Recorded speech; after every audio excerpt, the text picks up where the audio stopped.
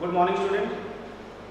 Welcome to the online teaching session of Academic World School Vivitra. Today we are here again with class 9 chemistry, second chapter, that is matter around us pure? Last class we studied about the mixtures. So today we will be learning about how to separate the components of mixtures. As in our day-to-day life, we separate many things like hand picking of the unwanted particle from the rice, and also from other things like some insect in water, just like that. Okay, we keep on separating things in our day-to-day life. So more scientifically we will be learning how things are separated and what kind of instruments are used in separation. Basically what we normally use is filtration. Whenever we make tea, we separate the tea from its tea leaves. Now for that we use a device, or we need something that is called that separator, that which separates the water from the insoluble tea leaves. So that process is called filtration. So we will be starting our process of separation with the technique called filtration. So number one, first technique is filtration.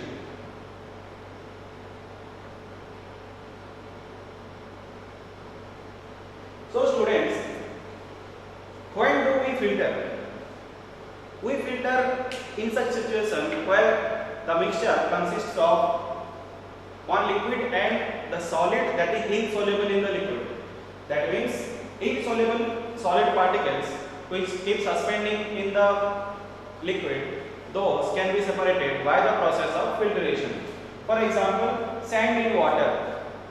Now after making tea, the tea leaves keep on suspending in the tea. Now we need to separate that. So these things are the examples in which we separate the filtrate out of the liquid. Now number one, it is applicable to the mixture which contain a liquid and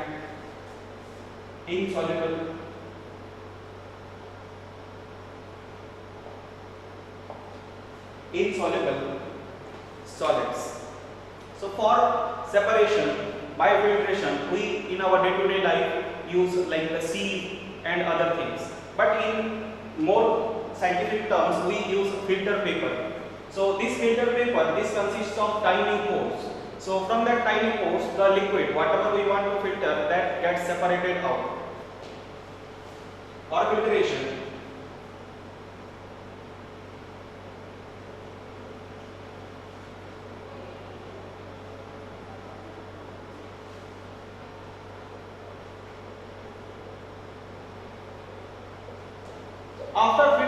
after filtering the residue, the insoluble particles, those which do not get filtered, they remain on the filter paper, which are called residue, and the liquid that gets filtered is called filtrate. So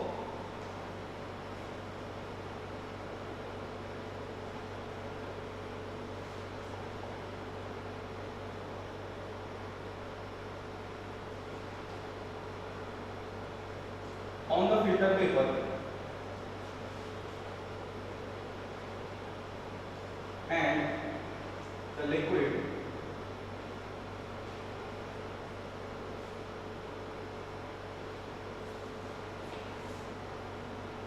gets filtered. Now the insoluble particle that stays or remains on the filter paper is called residue. This substance is called residue,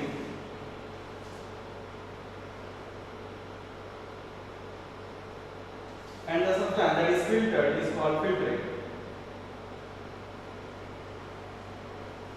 Now what is the basic mechanism of this filtration process? The solubility. Solubility is the basic process or basic mechanism in which the filtration process works.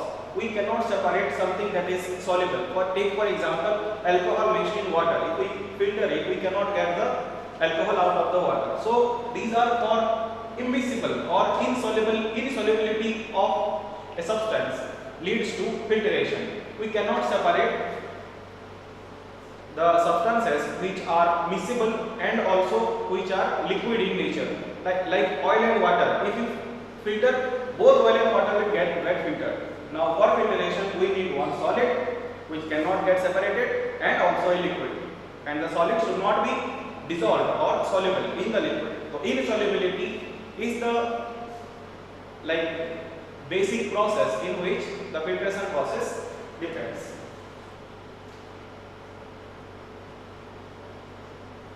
Works on the principle of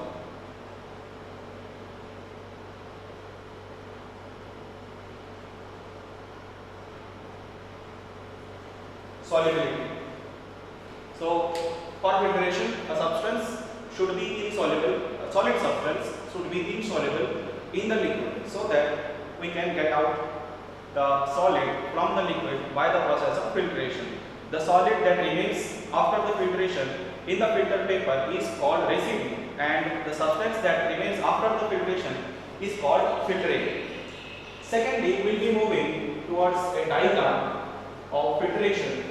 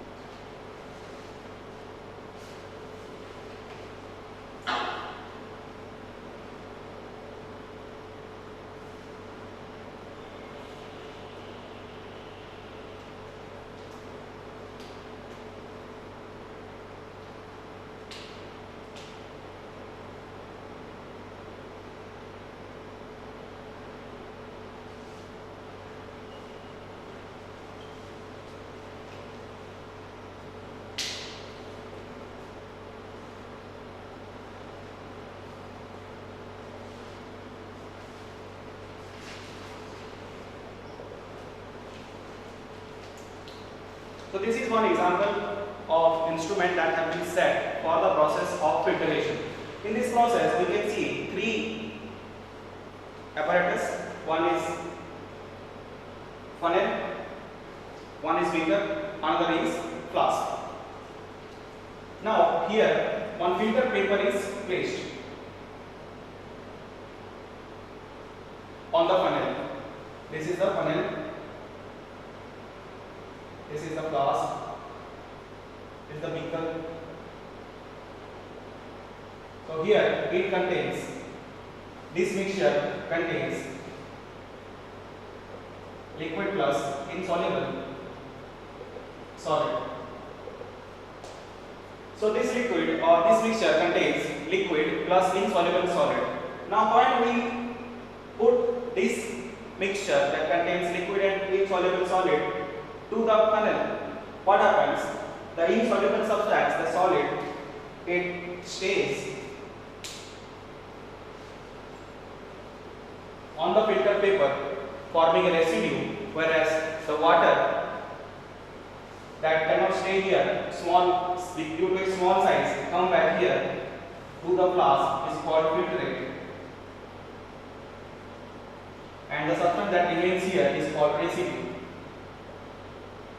So this is the process of filtration in which the mixture which contains a liquid, any liquid, and a solid which is insoluble in the liquid that can be separated by the process of filtration. Next,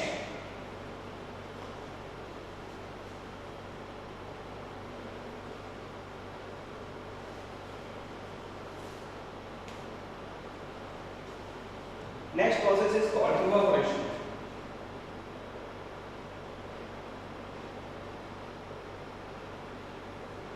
We have studied about evaporation in our previous chapter. Evaporation is conversion of liquid into its vapor. Now, when liquid gets evaporated, only the liquid part gets evaporated.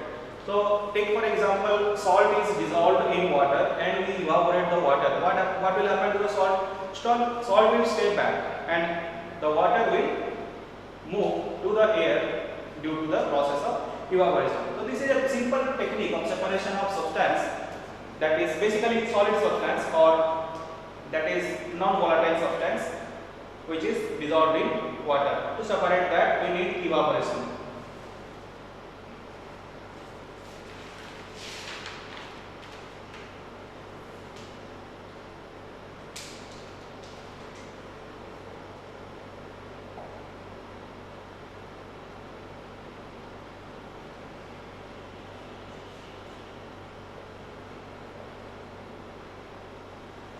Which is used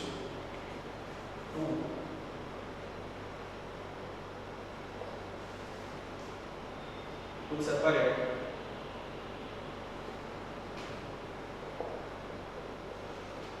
dissolved matter, solid, in water or any liquid. See, what happens is volatile material like water or like acetone and other substances like alcohol, they get evaporated. But substances which are non-volatile, for example salt, they do not get evaporated. So once we evaporate, the volatile substances get evaporated, get vaporized, and the non-volatile substances they remain at the bottom. Taking for example separation of ink from water. One example that is also given in the book.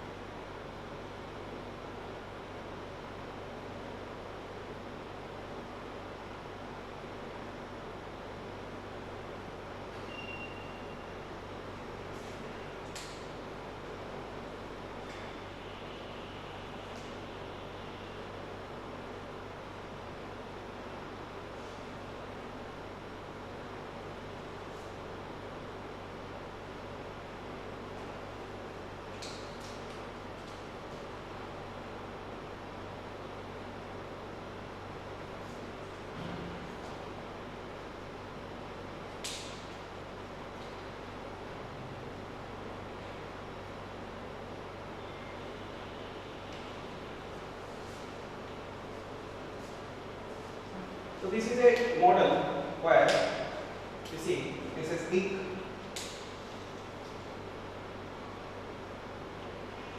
this is water, burner, tripod stand.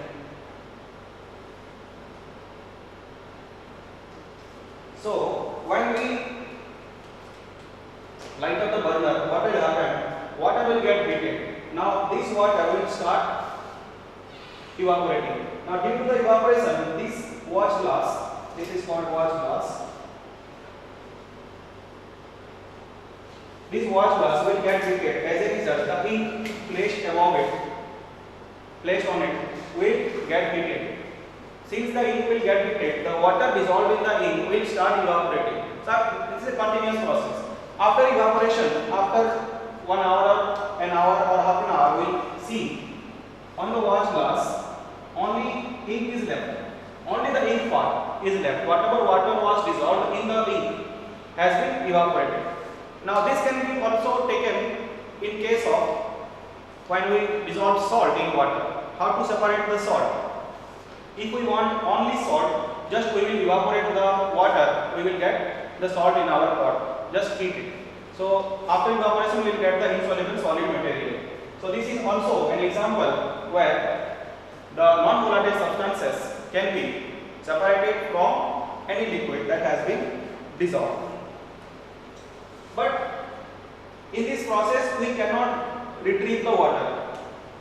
One drawback is that in this process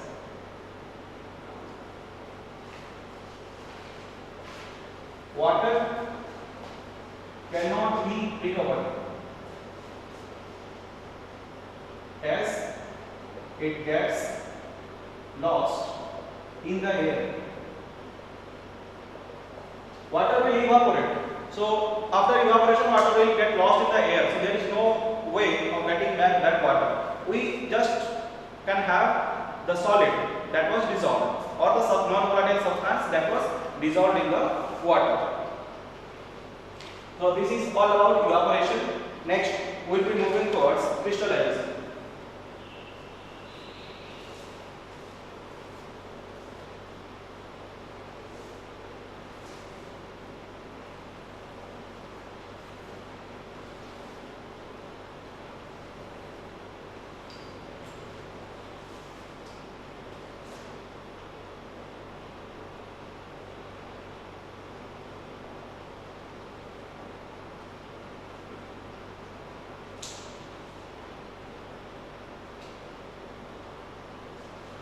We had discussed about crystallization in our previous chapter, previous class, where there is a solution, saturated solution. After we heat a saturated solution, it again becomes unsaturated. Now we add more amount of solid to that. After cooling, what will happen? The extra amount of solute that we dissolved after heating the saturated solution will get deposited. So that form of deposition is called crystallization. Taking for example salt. When we add more amount of salt to a given amount of water and again we heat and again we give heat to that solution and also dissolve water in that, after cooling, after rapid cooling, what happens? The extra amount of water that has been dissolved, extra amount of salt that has been dissolved in water gets separated out in the form of crystals. So the basis of crystallization is this happens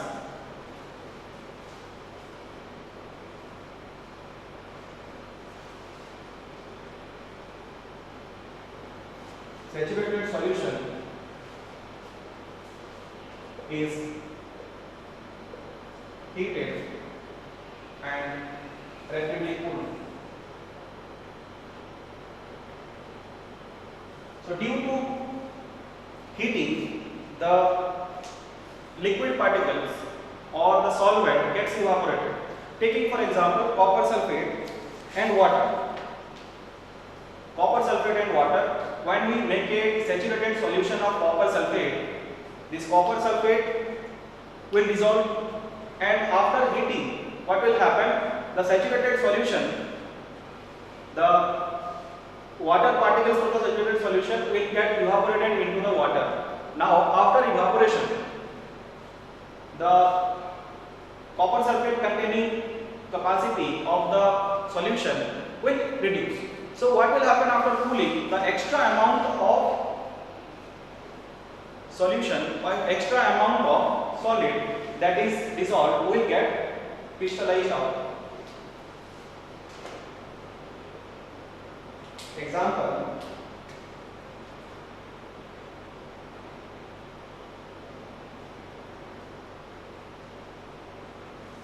copper sulfate in water, salt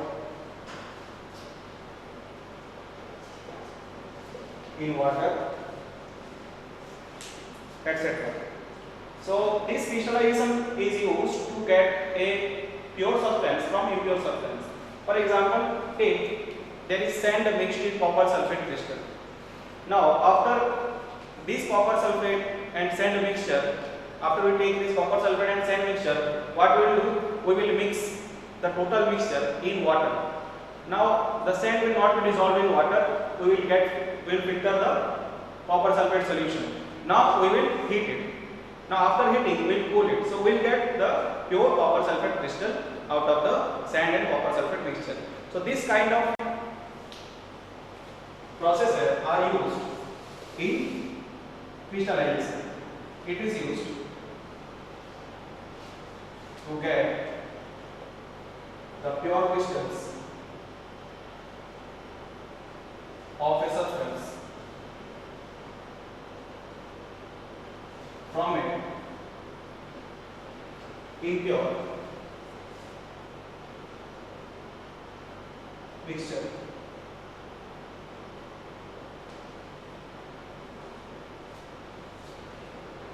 Example, obtaining crystals of copper sulfate from a mixture of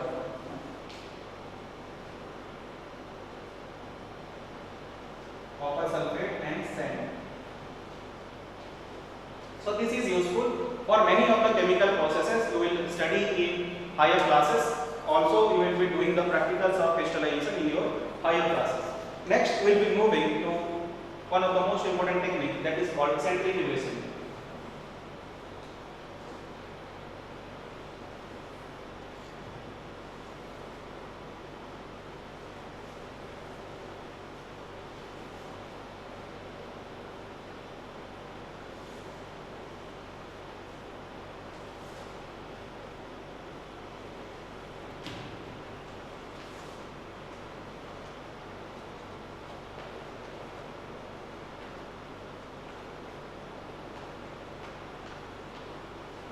Have you ever wondered how milk is separated, how cream is separated from milk? And in our day-to-day life, in our village life, you must have seen they separate the cream from the milk by a hand woven process. So that process is called centrifugation.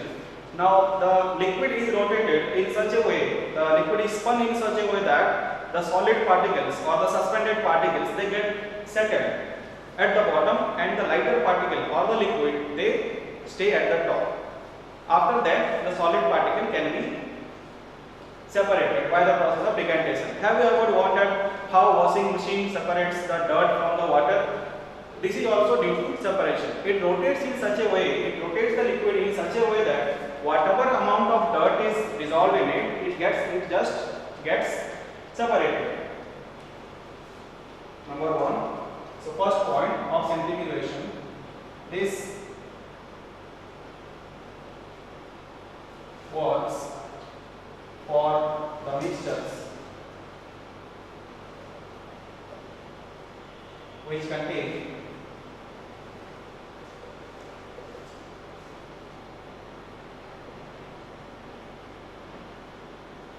suspended insoluble particles. Number two, in this process, a machine called centrifuge is used. Number three, in this process, the mixture is rotated in such a speed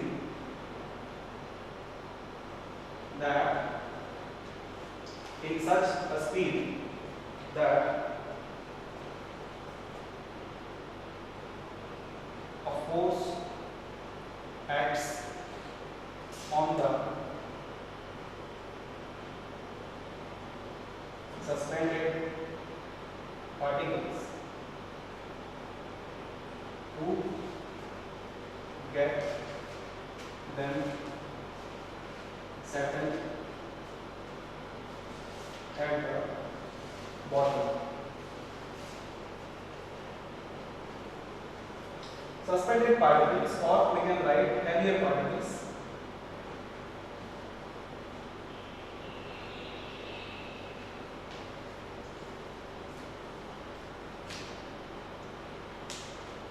this is the process in which the particles, the solid particles or the cream in the milk gets separated from the water that is present in the milk or the normal milk. So different types of milk are there: single tone, double tone.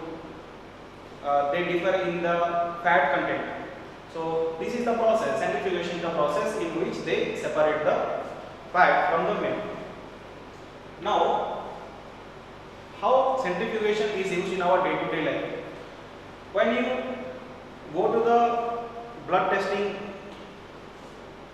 like shop or the clinic where blood testing is done, what do? They take the blood sample, they take the urine sample, and they just centrifuge it so that they can like identify what kind of solid material is dissolved. So centrifugation has a very great utility in industrial field as well as in scientific field. So you should understand it very carefully. So in this centrifugation process, due to the rotation, a force acts on the heavier particles to get them settled down. So after they settle down, the lighter particle can be taken out by the process of decantation, and the heavier particles can be taken out later on. So this is a process in which the heaviness or the heavier particles, they get settled down due to the rotation, which acts a force on the heavier particles.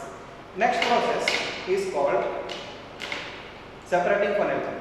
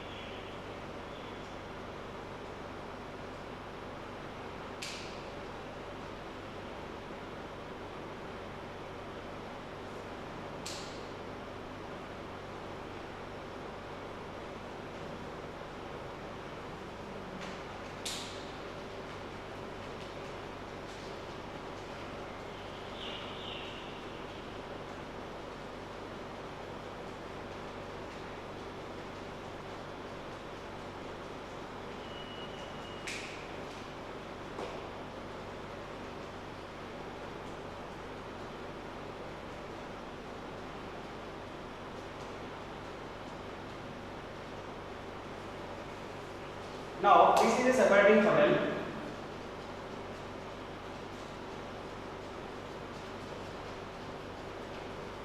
This is the stopcock. So in this separating funnel, we take two immiscible liquids. Take for example oil and water. So how do we separate it? We just keep them in the separating funnel, and they will make their layers. I have taken an example of kerosene and water. Kerosene being lighter than water will stay at top, and water being heavier than kerosene will stay at the bottom. So due to difference in their density, they will stay at one above another. The lighter particle or the lighter material will stay at the top, and the heavier material will stay at the bottom. So due to use of the stopcock, we can have the regularities and of what to flow and what not to flow. After getting them layered, what we will do? We will take simple beaker and we will start the stop pump. So after starting the stop pump, water will flow. After water flows down, we can take the beaker out. We can have another beaker. We can bring another beaker and we can have the kerosene. So for both the kerosene and water, we have got different beakers. So in this beaker, we will get kerosene, and in this beaker,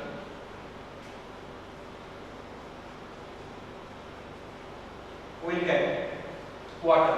So this works for immiscible liquids.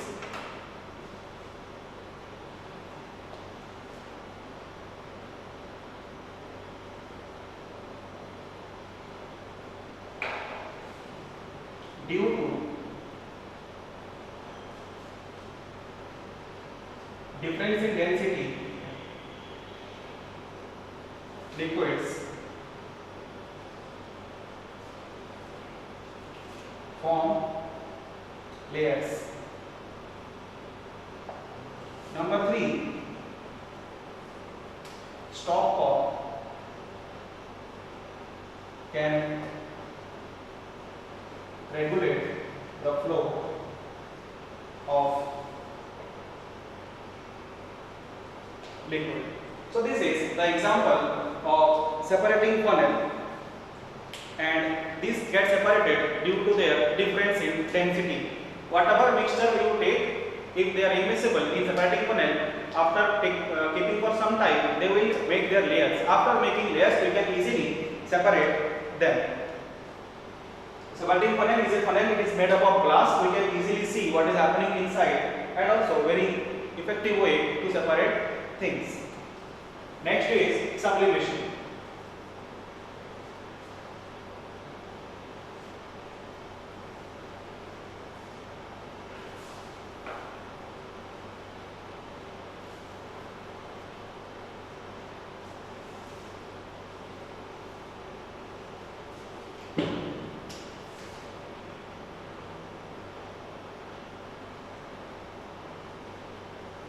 Sublimation we have studied in our previous chapter.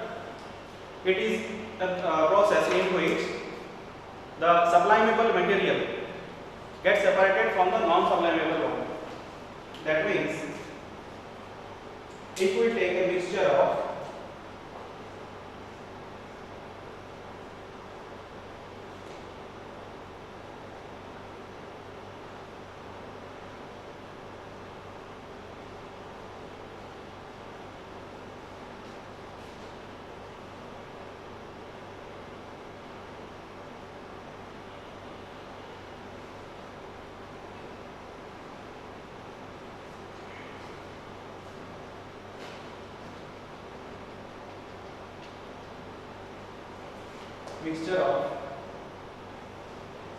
sodium chloride and camphor,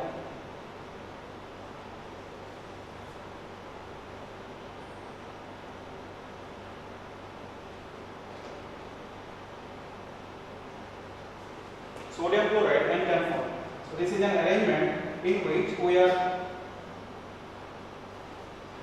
conducting this sublimation experiment. You know, camphor is sublimable material and sodium chloride is not a sublimable material. So when we heat, in this process, we have studied about this experiment in our previous lectures. When we heat it, what will happen? Camphor will sublime and it will get deposited at this place on the wall of the funnel. It will directly get converted to gas, and also from gas to solid it will get converted and it will stick to the wall of the funnel. So we will collect camphor here and we will collect sodium chloride here. So this is a good process to separate sublimable material. Sublimable material, the examples are naphthalene, anthracene, camphor,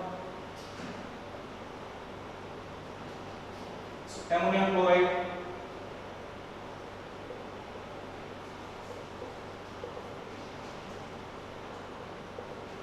so these are the sublimable material. If these materials are mixed with any other material, so we can separate them by the process of sublimation. So it is a very easy process. We are very familiar with this process. Here out of sodium chloride will be settled down and this camphor will be stick to the wall of the funnel. So easily we can separate sodium chloride and camphor by the process of sublimation. So today this is for the lecture, and assignments we will be doing.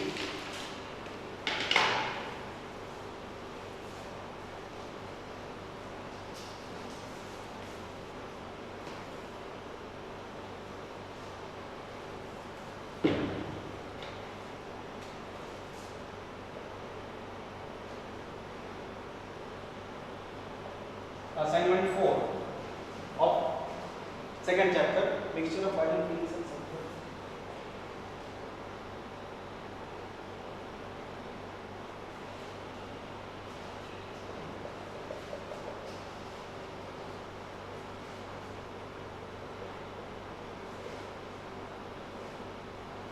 Was added to a test tube.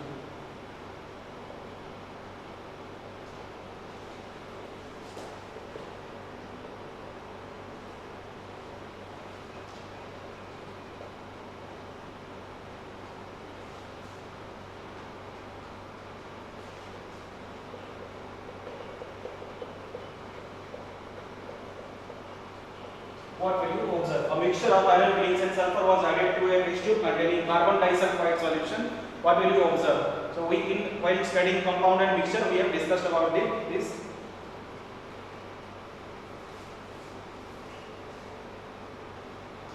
Which process of separation is used to separate cream from milk?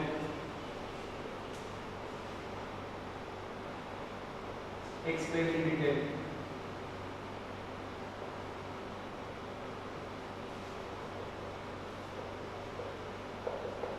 Number 3.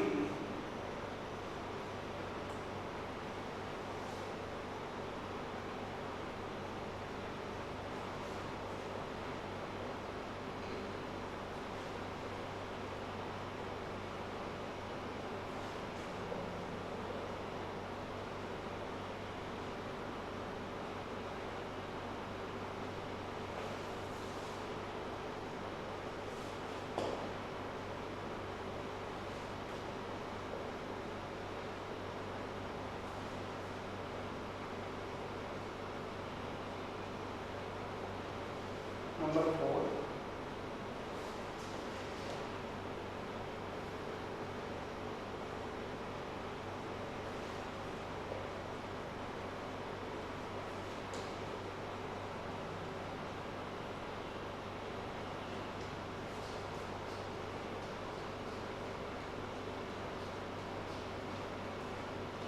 By the separating funnel.